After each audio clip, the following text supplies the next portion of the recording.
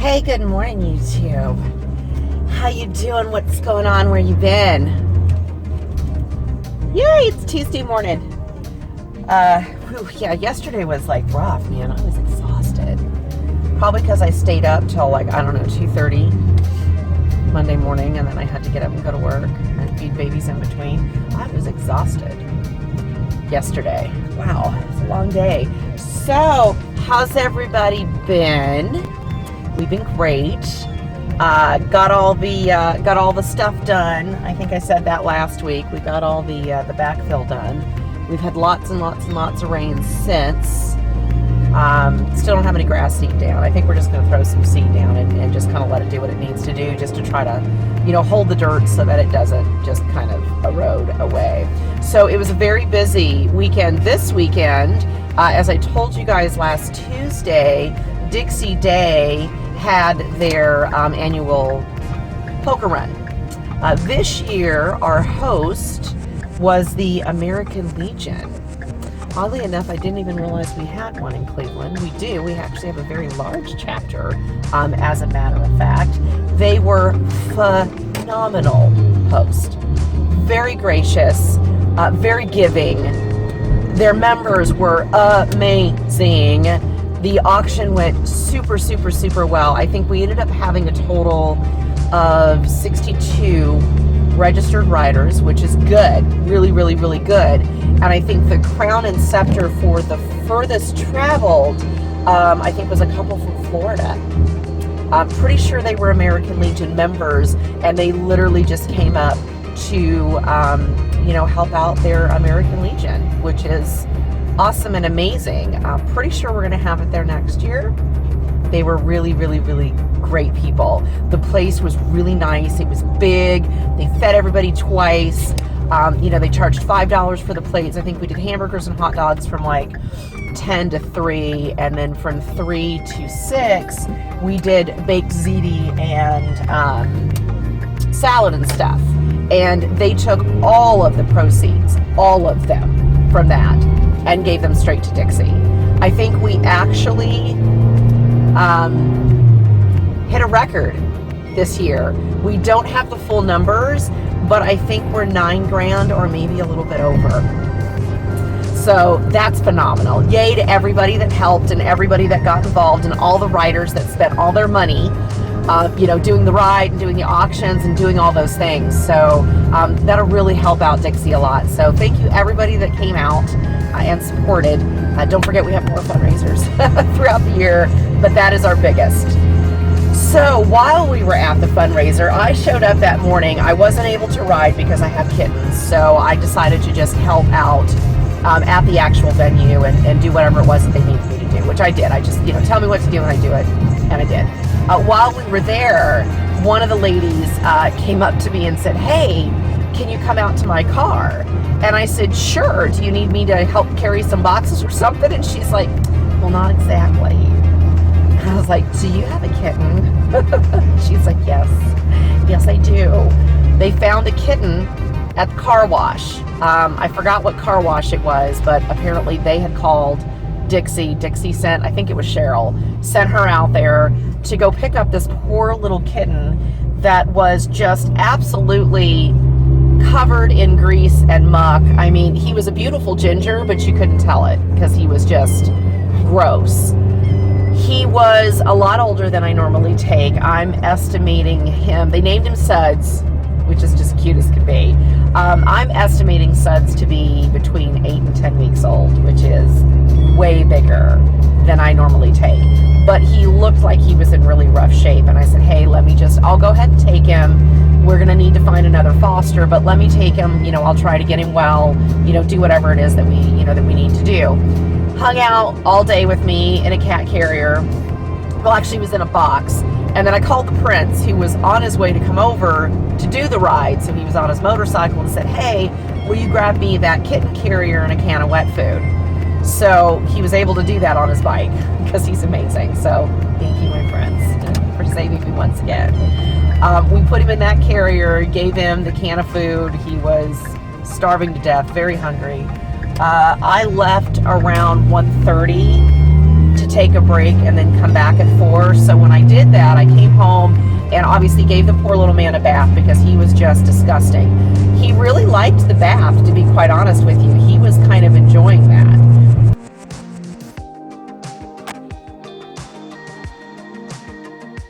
That's his little toe that needs to come off. Hi, baby. He's trying to be good. He's just scared.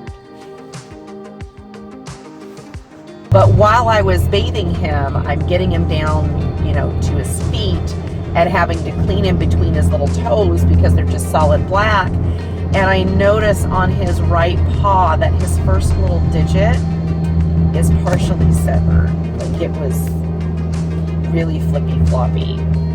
He didn't act like it was sore, but by the time I got him bathed and got him dried off, I very quickly noticed that hand was very swollen and very infected. So went ahead and put him on some antibiotics, gave him a double dose just to be on the safe side for his first one. And, called Betty and let her know, hey, we're going to have to get him to the vet. We've got to get this addressed ASAP. It was the weekend, so there's nothing we could do. We had to wait till Monday. So I kept him during the weekend. He's kind of partially feral is what I'm going to say. He's very loving if you can hold on to him and put him in your lap and there's nowhere for him to run. He'll come to your lap. He's very grateful for the love. He'll nudge your hand. He'll purr. He'll do all that. But if you gave him any space whatsoever, he would bolt. And he found a place which I had no idea could even happen. You hear the babies mewing. That's Garfunkel. He puts out. Baby, I can't let you out right now. I just can't. I know I love you, but I can't let you out right now. So he bolts and goes straight into the prince's study. And then I lose him. I can hear him, right? I'm looking underneath the prince's desk. There are 2 sides where they can get up underneath where the cabinets are, and then of course the middle of it's open so that you can scoot up underneath it. And I'm looking underneath there and I don't see anything. I look behind it, I don't see anything, but I can clearly hear him. So I open up one of the drawers, and there he is. He's in the drawer. Like he got up underneath it and somehow got back behind the cabinets and crawled up and got into the drawers. Yeah, I got him out of there, put him back in, because I hated to just keep him contained, the poor little fella. This kind of went on all weekend. But I very quickly realized, half the day, through the evening and Saturday and part of the day Monday or Sunday, that there was no way I was going to be able to take him to the dental office. I can't keep him contained. And if they can't be contained, I can't take them to the dental office, which again is why I don't take babies that old. There's a reason why I don't, because I can't keep them contained, basically. So I put out an SOS, and Lori Gardner, thank you, Miss Lori, was my savior. She was like, sure, I'll take him, as long as he's not sick, because she lost a couple of rescues last year. She took it very hard, and she just can't. So I assured her, no, he's very healthy. We just need to deal with the toe.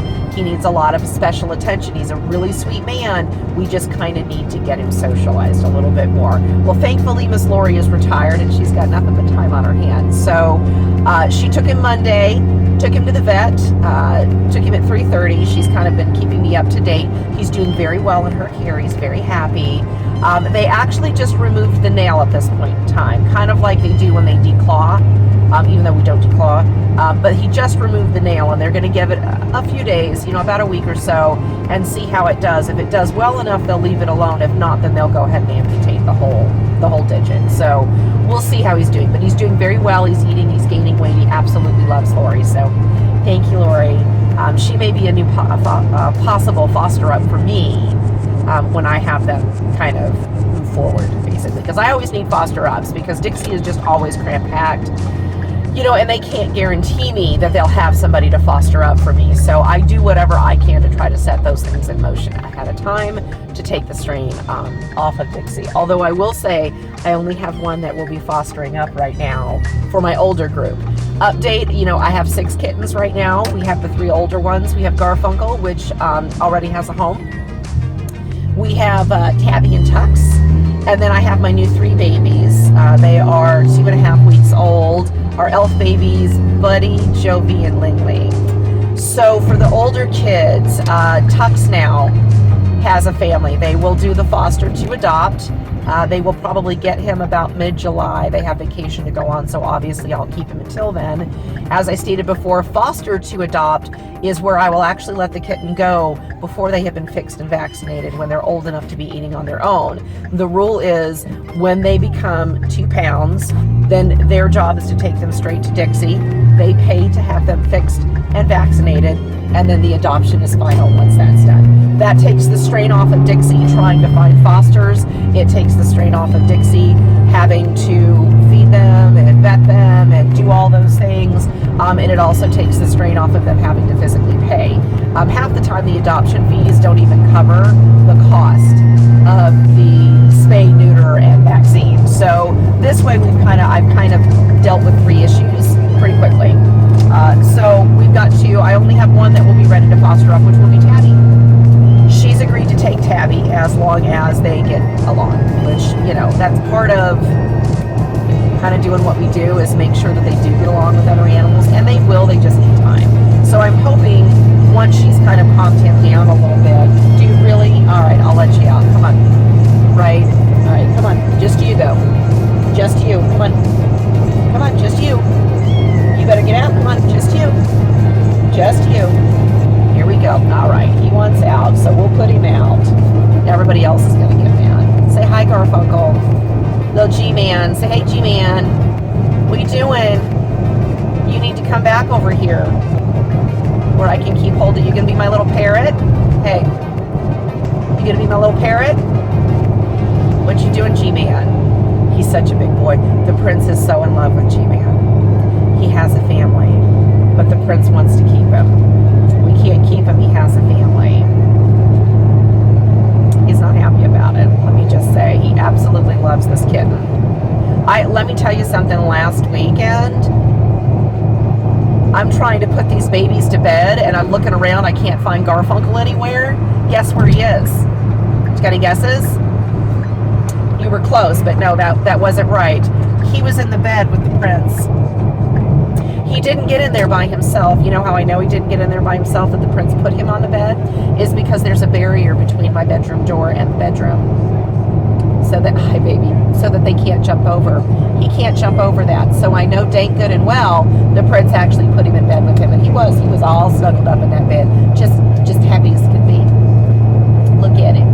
He's just adorable. Hi baby. He's just a good boy. He really is just a fabulous boy. He's going to make a great cog for Adam's mother. He's very loving. He's very attentive. Likes to be around you. Loves to play. He's a good eater. Okay, thank you. Thanks, bud. Okay, now Tux is mad because he's not out. Dude, I can't have everybody out. I'm sorry. I know we just can't. You want to come down here? Come down here and get in my lap. How about that? I know. How about you sit in my lap? There you go. Okay, I think he's happy now. We're going to turn some air on. It's a little warm. No, you cannot get down there. Cannot get down there. Okay, so that was kind of the deal over the weekend. All the babies are doing well. Everybody's healthy. We're not having any issues, thank God. The 3 smaller kittens are eating very well. We're on about every 3.5 hour schedule, unless they decide they want snacks in between, which they do on occasion. If they wake up crying, I feed them, is kind of how it is. But I've still got them on a 3-hour feeding schedule. I'm hoping by this weekend we can move them up to 4, but we'll see. We have started on baby chicken milk, because they're just, the formula just was not filling them up enough. So we've started adding baby food, chicken baby food, to the formula, just to kind of thicken it up, give them a little bit more calories, things of that nature, to try to fill them up so that they stay full a little bit longer. Not sure what this truck is doing. Dude! Oh my God! Literally, this truck almost came over in my lane. You need to pay attention to what you do, and there was no reason for you to get over. Y'all gonna make me cuss.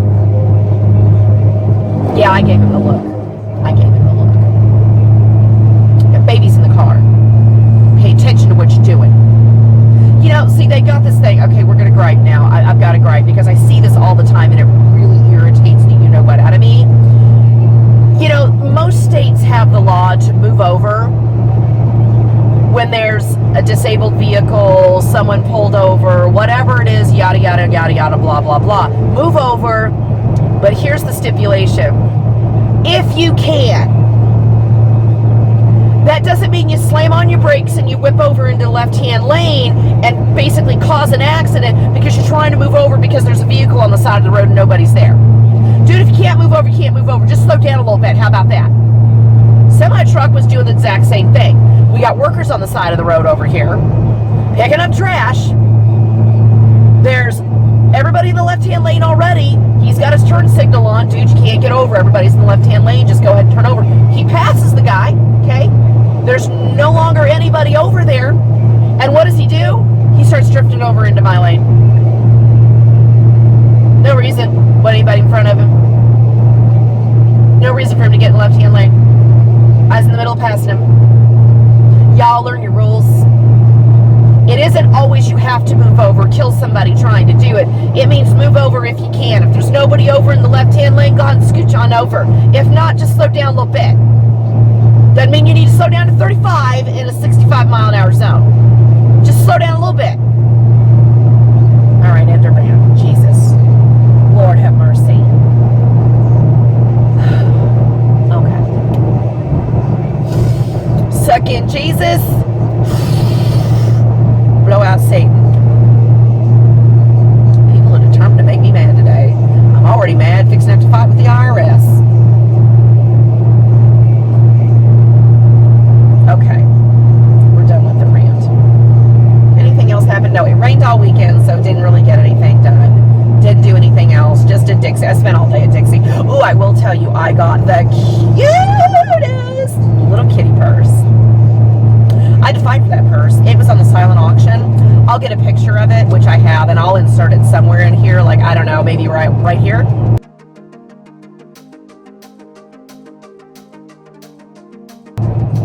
Okay, that works. Isn't it cute? Isn't it the cutest thing you've ever seen? I know. Okay, so it was silent auction, right? And I was towards the back of the room anyway, which is where the silent auction was. It's a great, well, you saw it. It's the gray purse.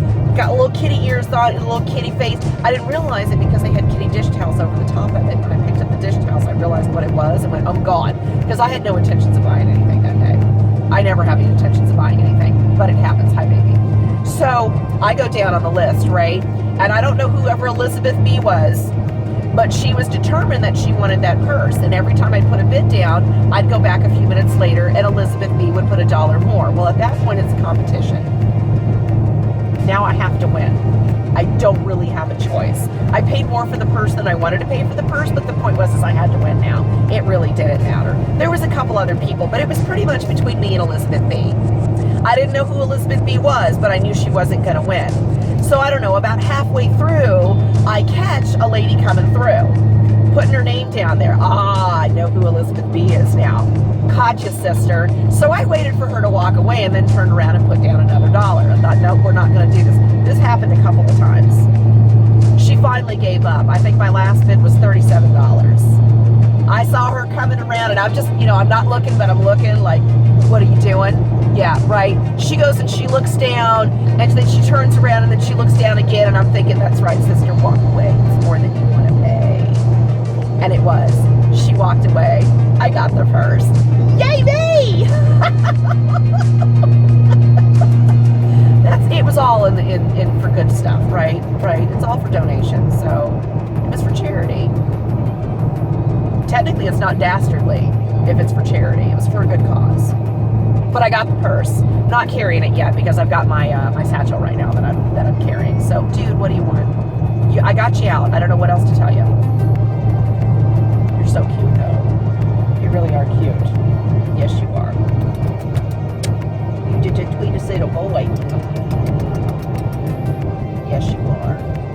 He's rotten and spoiled, and I feel sorry for Adam's mother because she's gonna have a handful. I don't really feel sorry for her. I will tell you that if for some reason she backs out, yeah, you guys know what'll happen. Yeah. See, this is why I can't keep them once they're eating. It's his fault, not mine. Oh geez, we're already up to 20 minutes. All right, so we'll kind of cut this loose as soon as I pass the state trooper. Because, you know, I don't want to do this while the state trooper's sitting there. Hey, how's it going?